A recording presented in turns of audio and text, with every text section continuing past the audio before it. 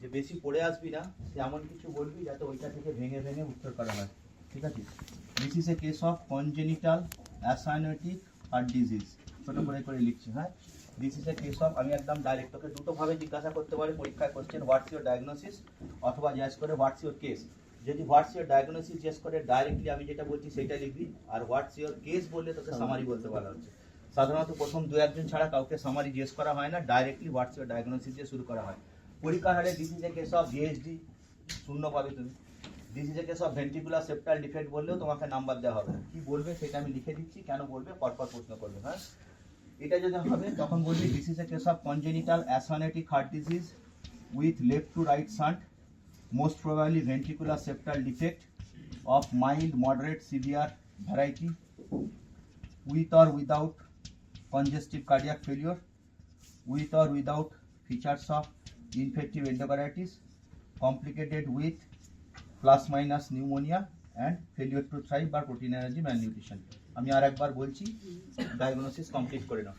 This is a case of, তোমার কাছে যদি ভিএসডি পেশেন্ট পড়ে তাহলে this is a case of ventricular septal defect বলবে না, বলবে this is a case of congenital acyanotic heart disease with left to right shunt, most probably VSD, mild moderate severe variety, কিছু একটা তোমাকে ভাউসটা বলে দেবে, আমরা তাকে বলে দেবো, সে তোমাকে বলে দেবে, তুমিও সেইটা বলে দেবে।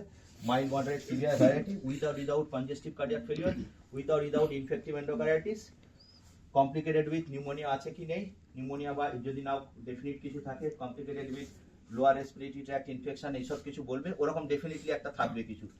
আর একটা হচ্ছে উইথ ফেলিওর টু থ্রাইভ বা প্রোটিন এনার্জি ম্যালনিউট্রিশন আছে কিনা, ঠিক আছে? উইথ ফেলিওর টু থ্রাইভ বা প্রোটিন এনার্জি ম্যালনিউট্রিশন আছে কিনা।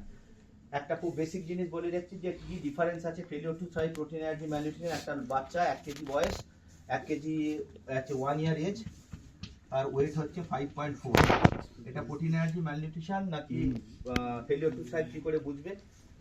ফেলিওর টু থ্রাইভের ডেফিনেশন আমি যাচ্ছি না, সেটা বড় ক্লাস, আমি এখানে যাচ্ছি না। সোজা কথায় তোমাকে, তোদের অ্যান্থ্রোমেট্রি কোনো ক্লাস হয়েছে?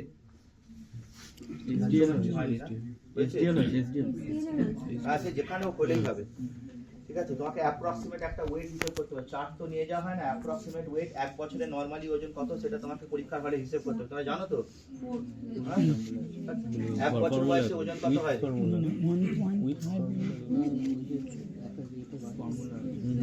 অনেক কথা, ওই কত মাসে কথা পরীক্ষা উইক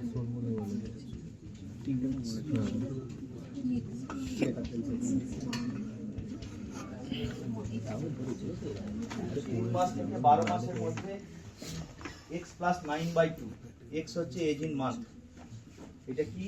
এটা হচ্ছে আইডিয়াল এক্সপেক্টেড ওয়েট। এইগুলো খুব ক্রুড মেথড, হ্যাঁ, আইডিয়ালি তোমাকে চার্টে ফেলে দেখার কথা, কিন্তু যাই হোক এইগুলো পরীক্ষায় জিজ্ঞেস করা। 3 থেকে 12 মাসের মধ্যে x প্লাস 9/2, তাহলে তুমি এখানে একটা 7 মাস বয়সের বাচ্চা ফেলে দাও, কত হবে?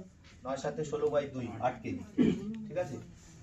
তারপরে 1 বছর থেকে 7 বছরের মধ্যে x প্লাস 4 হোল ইন্টু 2 বা 2x প্লাস 8, তাহলে 1 বছর বয়সে 2 8 10 কেজি, ঠিক আছে?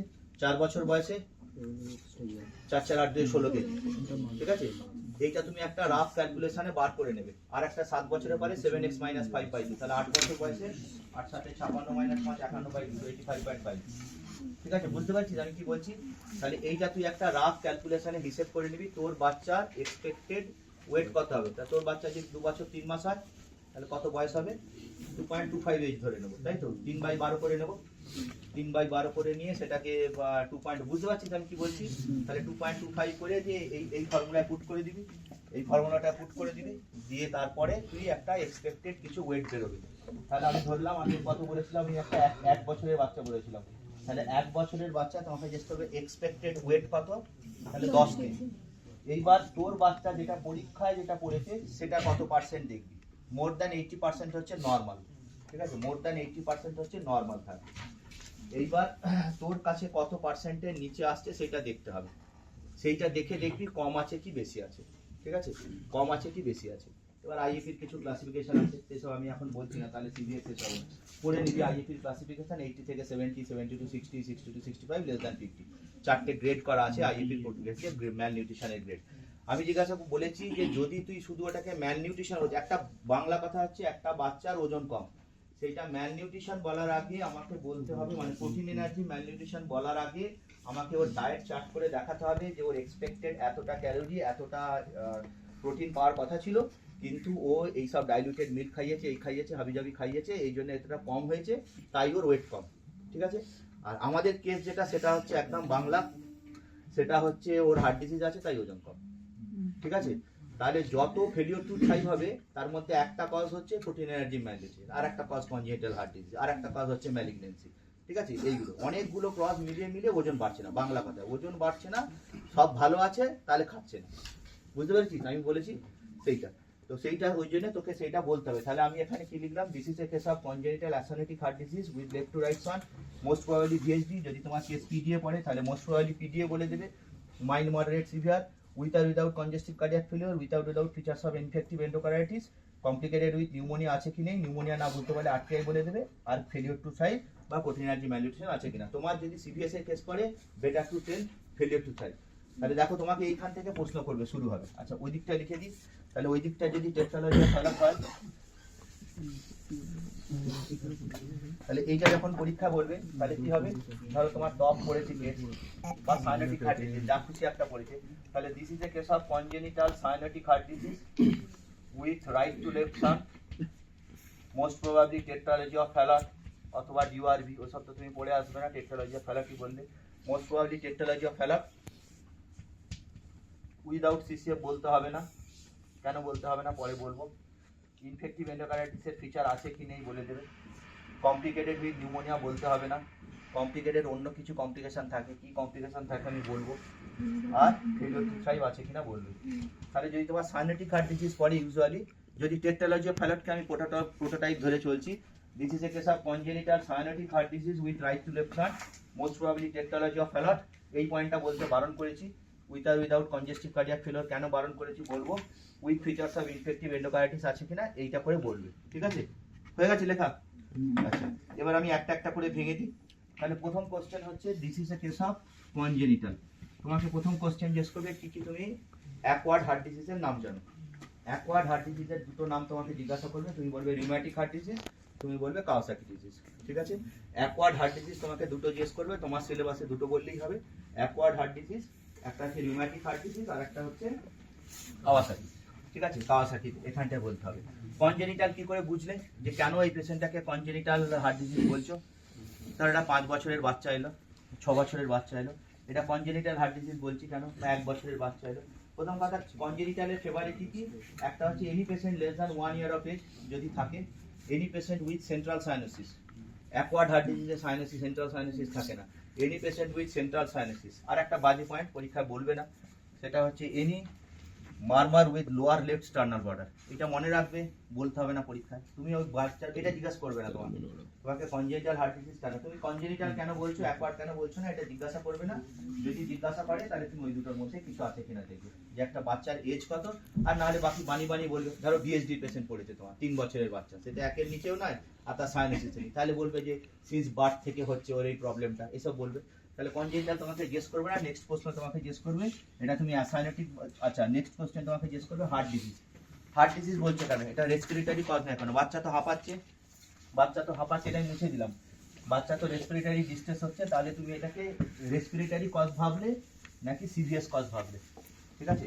এখানে দুটো প্রশ্ন করবে, একটা হচ্ছে হার্ট ডিজিজ আছে কিনা জানবে কি করে, আর কোন এক্সামিনেশন তুমি প্রথম এক্সামিন করবে। তুমি এটা রেসপিরেটরি কেস ভাবলে না কেন, বাচ্চা এসে তোমাকে বলেছে আমার শ্বাসকষ্ট হচ্ছে, তাহলে তুমি কেন এটাকে রেসপিরেটরি না ভেবে সিভিএসটা প্রথমে এক্সামিন করলে। তাহলে তোমাকে কেউ বলে দিয়েছে হাউস্টার দাদা, তাহলে তুমি কেন সিভিএস করলে, রেসপিরেটরি কেন নয়, সিভিএস কেন করলে।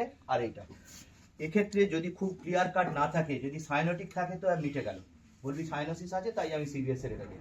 এইটা যদি অ্যাসাইনোটিক থাকে ভিএসডি, তোমার ফুল রাইট আছে তুমি রেসপিরেটরি সিস্টেম প্রথম করতে পারবে।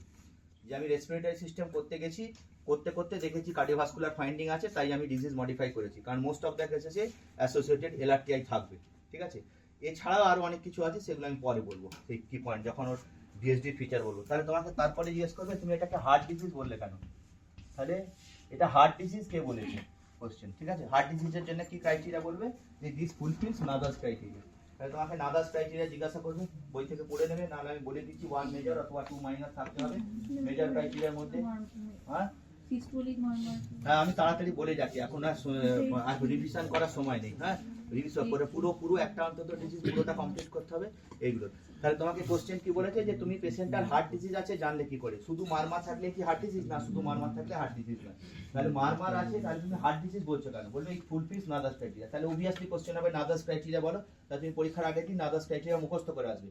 নাদাস ক্রাইটেরিয়ার মেজর ক্রাইটেরিয়া হচ্ছে systolic murmur 3 or 4, grade 3 or 4, any diastolic murmur, central cyanosis আর features of congestive cardiac failure. 4টে পয়েন্ট আছে 1 2 3 4 1 2 3 4 systolic murmur grade 3 or 4, any diastolic murmur, central cyanosis, features of congestive cardiac failure. ঠিক আছে, এগুলো সব না অনেক সাব ক্লজ আছে, সেই সবে আমি আর যাচ্ছি না। যেমন ধর নিউ বর্ন পিরিয়ডে এটা অ্যাপ্লিকেবল নয়। হ্যাঁ নিউ বর্নে হার্ট ডিজিজ ছাড়া অন্য কারণে হার্ট ফেলিওর হয়, হাইপারভলিমিয়াতে হয়, হাইপোগ্লাইসেমিয়াতে হয়।